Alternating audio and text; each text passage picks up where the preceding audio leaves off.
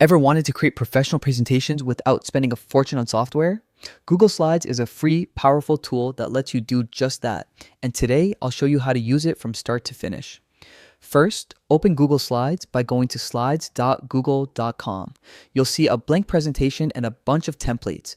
Templates are great if you want a professional look instantly, while starting blank gives you full creative control. Next, let's talk slides.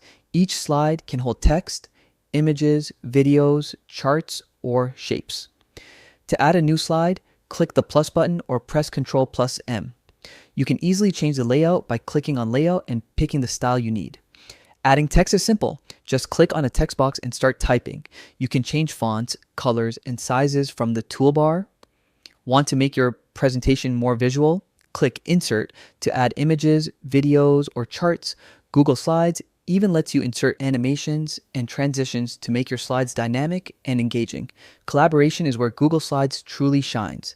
You can share your presentation with anyone, and multiple people can edit in real time. Just click Share, set permissions, and start collaborating instantly.